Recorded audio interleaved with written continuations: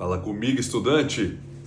Mateus 5, e nós continuamos nesse que é o maior sermão que nós vamos encontrar registrado nos evangelhos, em toda a Bíblia, um sermão mais que especial, que tem um pregador mais que especial. Jesus está ensinando os fundamentos do cristianismo. Se nós temos alguém que está chegando agora, por exemplo, Eliezer, por onde eu começo? O que é ser cristão? Que elementos fazem parte do caráter de um cristão, um discípulo de Jesus? E aqui Jesus tem estas respostas de como nós devemos viver, como deve ser o nosso estilo de vida a partir desse compromisso que nós fazemos com Ele. E é muito importante nós fazermos um checklist.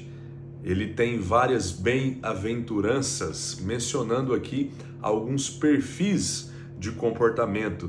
E fica bem claro a humildade, quando ele se refere aos pobres de espírito, mansidão, retidão, que no caso aqui, os que têm sede por justiça, misericórdia, pureza, paz, e aqui aparece quase que uma função, uma ação, bem-aventurados pacificadores. Aqui nós aprendemos que o cristão nunca joga mais lenha no fogo, ele nunca joga gasolina, nunca joga combustível em uma confusão, em uma discussão, em algo que talvez ele testemunhe. Nós sempre vamos chegar com água para poder apagar e acalmar tudo. Aprendemos também sobre a resiliência, a perseverança, mesmo diante da perseguição. O discípulo de Jesus não volta para trás, ele não desiste da caminhada. São algumas qualidades que nós vemos aqui que são uma grande bênção para nós. Vai impactar as pessoas que nós convivemos e todos, no fim das contas, vão sair ganhando. Por onde é que eu começo? Por onde é que eu começo? Nós temos aqui a resposta para essa pergunta. Depois disso, em segundo lugar, eu quero destacar a nossa utilidade como um seguidor de Cristo. Você faz parte da família de Deus, você é um cristão, você segue Jesus, você precisa produzir, você precisa ser útil. Os discípulos de Jesus são ativos, eles são produtivos. E aqui nós temos duas analogias que Jesus faz. Mais uma vez, nós aprendemos bastante com esses quadros que ele pinta ao longo dos seus discursos. E aqui ele fala sobre o sal e também fala sobre a luz. E aqui, de forma bem sutil e simples, nós aprendemos que um sal que porventura não dá sabor, que não purifica, que não preserva, e o sal tem várias qualidades, nós podíamos fazer aqui uma lista bem maior que essa, ele não serve para nada. Ele só serve para ser descartado e pisado, como aparece em outras ocasiões. Traduzindo e trazendo para a nossa realidade, o discípulo que é omisso, o discípulo que não produz, que não se posiciona, que não trabalha, ele não faz diferença. Não é esse perfil de pessoas que Jesus quer na sua obra. E por isso ele utiliza essa expressão, essa comparação com o sal, nos chamando ao serviço, nos chamando a uma transformação pessoal que vai impactar outras pessoas. Segundo a analogia, nós aprendemos que uma luz que não está no alto, uma luz que não está visível, em um lugar estrategicamente escolhido para iluminar e ser útil, ela não serve para nada. Ninguém que tem uma certa inteligência vai colocar uma luz debaixo de um cesto, debaixo de uma mesa, porque esse não é o seu papel. Ela foi criada para iluminar, para espantar a escuridão. Jesus diz então com isso que o discípulo que é omisso, que se esconde, que foge do confronto, que não dá testemunho, ele não faz nenhuma diferença. E eu quero utilizar aqui como uma terceira via, por assim dizer, o exemplo da luz que eu utilizo. Você percebe que tem algo aqui bem na minha direção para dar uma ênfase. Isso é um capricho que a gente tem tentado aprimorar aqui. principalmente para as redes sociais, tentando competir com um trabalho muito bem arquitetado de quem está ensinando coisas erradas, coisas ruins. E desde que eu comecei a usar essa luz que eu estou utilizando agora, eu nunca troquei a pilha. E hoje, antes de fazer o vídeo, eu parei para observar que está muito fraca, né? E aí eu tive que tirar as pilhas, fiz a substituição, o negócio agora está no nível 1 e está funcionando muito bem. O que acontece às vezes é que nós estamos como essas pilhas, de pouco a pouco. Eu estou falando com você que já é cristão há muito tempo. Nós vamos diminuindo o ritmo, diminuindo a intensidade, diminuindo o nosso brilho, diminuindo o nosso testemunho, diminuindo a nossa mão de obra, até que nós nos tornemos totalmente inúteis. Não é isso que Jesus espera de nós como seus discípulos. Jesus quer discípulos ativos e que fazem a diferença. Eliezer, quero fazer tudo, quero me envolver, quero todos os ministérios, quero todos esses frutos aqui, essas características do caráter de Cristo. Eu quero humildade, mansidão, retidão, misericórdia, quero ser um pacificador, quero pureza, quero perseverança.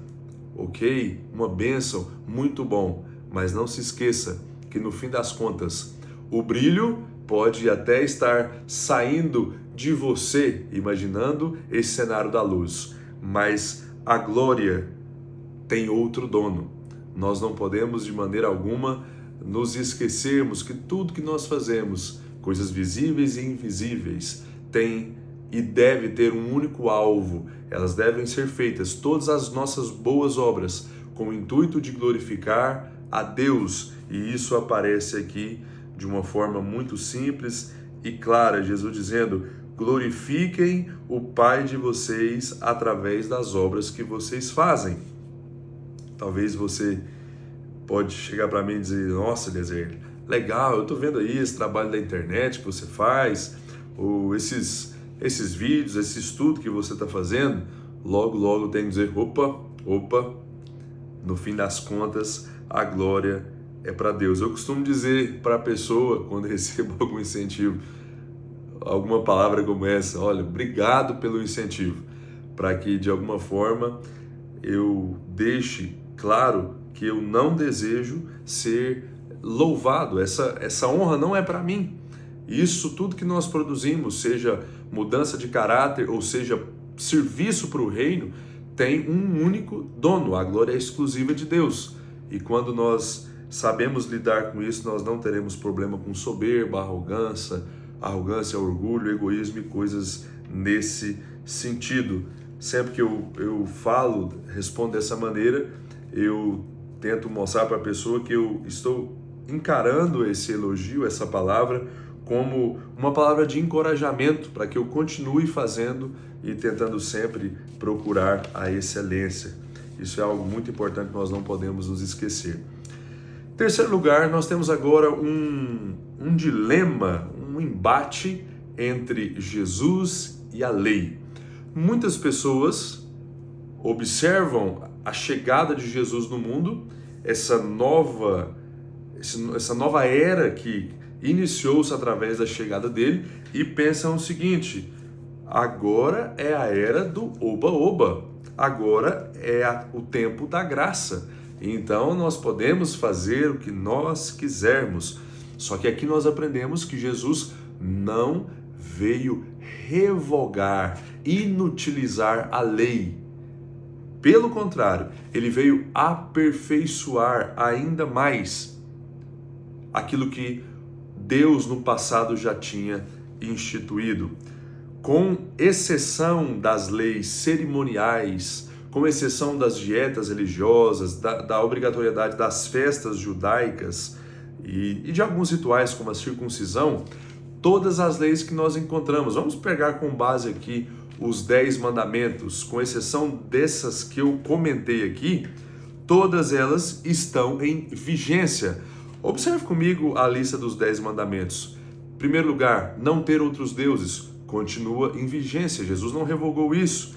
Não fazer imagens de esculturas e nem adorar essas imagens, o segundo mandamento, continua em vigência. Terceiro lugar, não tomar o nome de Deus em vão, continua em vigência. Jesus não revogou isso. Quarto mandamento é a guarda do sábado, nós já conversamos um pouco sobre isso, vamos conversar mais adiante com mais profundidade, mas era algo específico para o judeu que nós não temos essa obrigatoriedade de seguir hoje. Então, em quinto lugar, honrar para pai e mãe, Jesus não revogou esse mandamento. Não matar, Jesus não revogou. Não adulterar, Jesus não revogou. Não roubar, não dar falso testemunho e não cobiçar. Todas essas leis estão em plena vigência e Jesus não revogou nenhuma delas.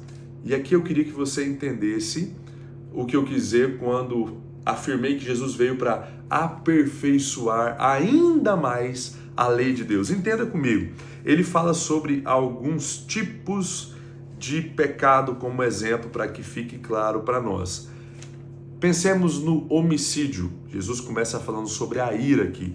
Eu pergunto para você, o que vem antes do homicídio, o sexto mandamento? Jesus está nos ensinando aqui, aperfeiçoando a lei, a interromper o fluxo do pecado nos seus primeiros estágios. Para que aconteça um homicídio, antes a pessoa precisa ficar irada, ela precisa se revoltar, ficar extremamente dominada pelo ódio, para que ela passe para as etapas seguintes, que geralmente são agressões verbais, xingamentos. Jesus começa então a fazer esse passo a passo. Observe que ele fala que a ira em si, quando nós deixamos ela nos dominar, isso já é um pecado. Depois ele fala sobre o xingamento, que em si também é um pecado, e nós já estaremos, se fizermos isso, expostos a julgamento. E só depois, mais adiante, talvez pode aparecer também a agressão física, além da verbal, para lá no fim, em última instância, acontecer o ato em si do homicídio. Mais uma vez, Jesus aperfeiçoa a lei, nos ajudando a sermos inteligentes, e quando observarmos que estamos subindo os degraus do pecado, nós recuarmos um passo atrás. Começou a ficar irado? Saia do lugar, evite contato com a pessoa, tente conter o mais rápido possível essa ira, não deixe que ela passe para a sua boca para que você ofenda, para que você faça ameaças, para que você não tenha que passar para a próxima etapa, que é agredir e cometer o ato do homicídio em si. A lição que nós aprendemos, além desse conceito de aperfeiçoamento, é que Deus não aceita um serviço que nós prestamos a Ele se nós estivermos com mãos sujas, se nós estivermos vivendo preso a algum tipo de pecado, o nosso serviço não será aceito. Antes de trabalhar, confesse o seu pecado, arrependa-se do seu pecado, trate o seu pecado. Observe que Jesus diz que nós não podemos nem mesmo ofertar antes de tratar a nossa situação, o nosso conflito com o nosso irmão. Entenda a gravidade, a complexidade disso. Até mesmo a oferta que nós poderíamos pensar, poxa Jesus, mas deixa o cara pôr o dinheiro lá, tem tantos pobres para serem ajudados, a igreja tem uns compromissos, deixa o cara ofertar. Eu sei, ele não está muito bem com o irmão fulano, com a irmã fulana, mas o que tem a ver? Você está misturando as coisas. Jesus diz, não, antes de você servir, antes de você ofertar, antes de você fazer qualquer coisa, trate com o seu irmão para que o seu serviço, no caso aqui, para que a sua oferta seja aceita e recebida por Deus. Uma lição preciosa, não trabalhe de mãos sujas. Segundo exemplo que ele dá tem a ver com o sétimo mandamento, adultério. Vamos fazer o mesmo exercício comigo? O que vem antes do adultério? Vamos pensar na história de Sansão e Dalila, você conhece muito bem. Antes de ter uma relação sexual com essa mulher, primeiro o texto diz que Sansão viu.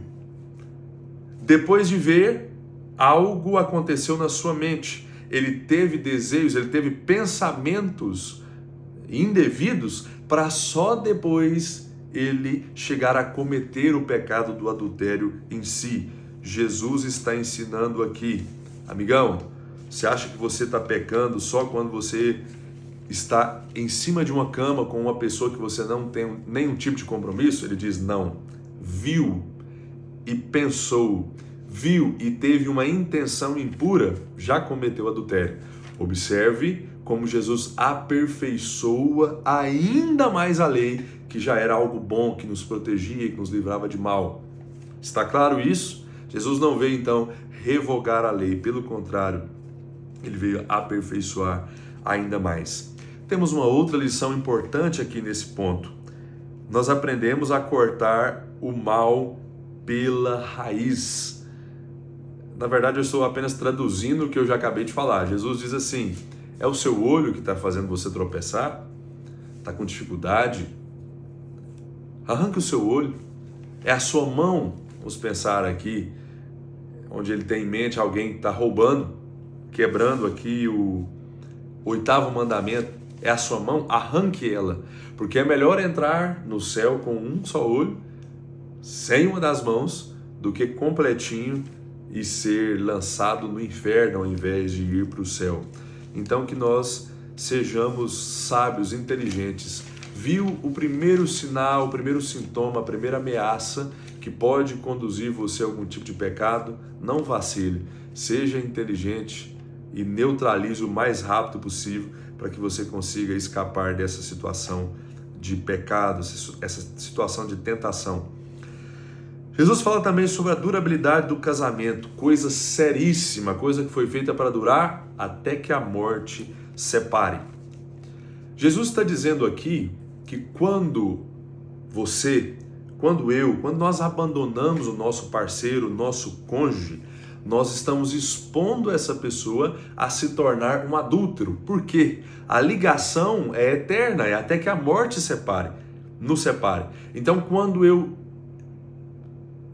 dispenso essa pessoa, mando essa pessoa embora, sem ter uma justificativa plausível, como ele vai mencionar aqui, eu estou colocando essa pessoa diante da possibilidade fortíssima dela começar um novo relacionamento com uma outra pessoa, e por ainda estar ligada a mim, existe uma conexão ainda, ela estará se envolvendo em uma relação adúltera, uma relação de adultério. Então serão 2 adúlteros, tanto ela como a pessoa que ela se envolveu. Então ele pede e exige muita responsabilidade da nossa parte. Fez o compromisso? Leve esse compromisso até o fim da sua vida.